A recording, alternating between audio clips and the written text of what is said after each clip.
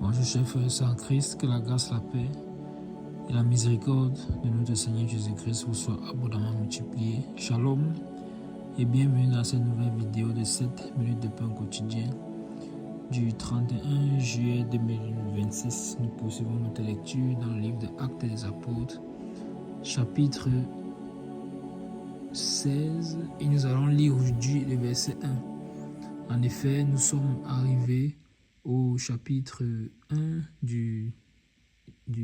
au chapitre 16 du livre de Actes des Apôtres, et nous y sommes donc. Nous y sommes donc dans ce fameux chapitre 16, ayant vu dans les chapitres précédents comment le Seigneur s'est glorifié puissamment au travers de ses serviteurs, Paul et Barnabas en particulier, et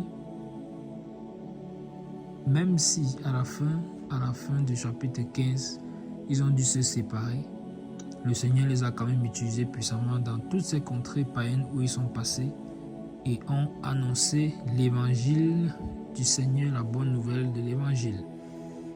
Donc à la fin du chapitre 15, nous avons vu que Barnabas est parti avec Jean nommé Marc à l'île de Chypre, et Paul quant à lui est parti avec Silas pour la Syrie, la Cilicie et la Cilicie, fortifiant les églises. Ils sont allés là-bas pour fortifier les églises, car le Saint-Esprit lui avait mis à cœur de retourner voir les bien-aimés qui s'étaient convertis pour voir dans quel état ils sont. On a donc vu que ça, c'était aussi un des rôles des apôtres, mais de l'apôtre. Et Silas donc, qui lui était prophète, mais qui avait senti qu'il fallait qu'il reste, et donc rester pour la bonne cause, puisque finalement c'est lui qui va accompagner l'apôtre Paul, Barnabas étant détaché de lui. Et nous avons donc dit que à partir du verset 16, il y a un autre homme de Dieu qui va être introduit, le Saint-Esprit, sachant comment il fait les choses, comment il organise toutes choses, son plan est parfait. Alors nous allons commencer ce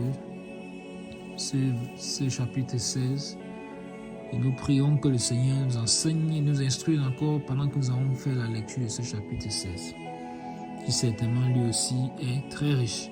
Alors je lis le verset 1 de ce chapitre 16. Il se rendit ensuite à Derbe et à Lystre, et voici il y avait là un disciple nommé Timothée, fils d'une femme juive et d'un père grec. Amen. Je lis le verset 1 du chapitre 16. Il se rendit ensuite à Derbe et à Lystre, et voici il y avait là un disciple du Seigneur nommé Timothée, fils d'une femme juive fidèle et d'un père grec. Amen. Donc, plus de suspense. L'homme de Dieu en question, le serviteur de l'Éternel en question, c'est Timothée. Voici donc Timothée qui est introduit au chapitre 16 du livre des Actes des Apôtres et directement dès le premier verset. Donc, encore une fois de plus, cela nous permet de faire un petit retour dans le livre de Actes des Apôtres chapitre 15. On voit donc que toutes ces choses depuis sont conduites par le Saint-Esprit, s'il était besoin de les rappeler. Car quand l'apôtre Barnabas a décidé d'aller avec Jean-Marc, on a vu dans la vidéo précédente, ou bien précédente, qu'il ne comprenait pas que la direction que l'apôtre Paul avait reçue du Seigneur, c'est de ne pas aller avec Jean nommé Marc. On a vu que pourquoi cette insistance de l'apôtre de ne pas aller avec Jean nommé Marc. Parce que le Seigneur avait déjà prévu quelqu'un d'autre, Timothée.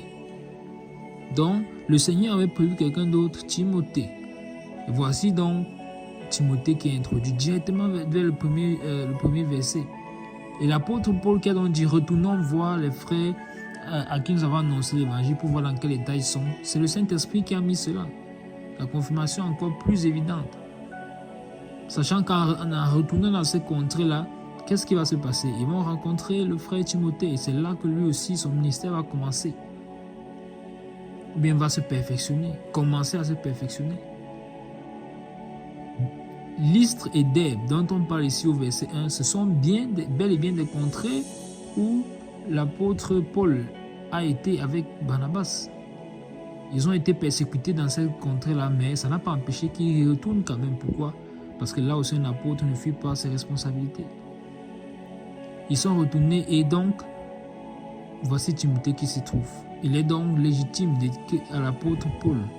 Pour l'apôtre Paul de dire que Timothée est son enfant légitime dans la foi.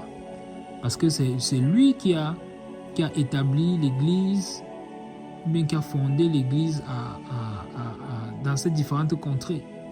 Et donc, Timothée, donc, étant né donc, dans cette Église-là, s'étant converti là-bas, alors il est légitime qu'il puisse dire que c'est son enfant légitime dans la foi.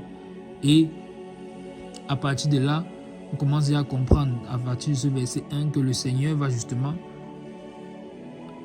amener encore Timothée à grandir dans le service, dans le ministère, concernant l'appel qu'il a dans sa vie aux côtés de l'apôtre Paul. Donc, raison de plus encore de ce que l'apôtre puisse l'appeler son enfant légitime dans la foi. Alors, c'est merveilleux. Merveilleux donc de voir le zoom que le Saint-Esprit fait ici, là, dans ce verset 1, déjà dès le premier verset, en nous introduisant Timothée. Cela donc nous permet de comprendre, en fait, tout le chapitre 15. Ce verset 1 du chapitre 16 est, comme on pourrait dire, l'apothéose du chapitre 15. Donc, comme une suite directe, c'est Timothée. Timothée. Donc, tout ceci, c'était pour Timothée. Il y a un serviteur là-bas que le Seigneur avait déjà choisi. Et qu'est-ce que nous voyons donc? Nous voyons que le Seigneur appelle ses serviteurs de plusieurs manières. Paul, il a été appelé à sa manière. Timothée, le voici appelé à sa manière. Le Saint-Esprit a organisé toute cette revisite des anciennes villes afin d'aller le récupérer, car il devait être formé. Et on n'oublie pas Silas au milieu. Silas qui lui aussi là maintenant est là avec l'apôtre, lui aussi il a été appelé à sa façon. Il était déjà prophète, maintenant dans cette autre direction du ministère, il a été aussi appelé à sa façon. Donc dû à cette lettre qu'il est venu lire, il est resté finalement.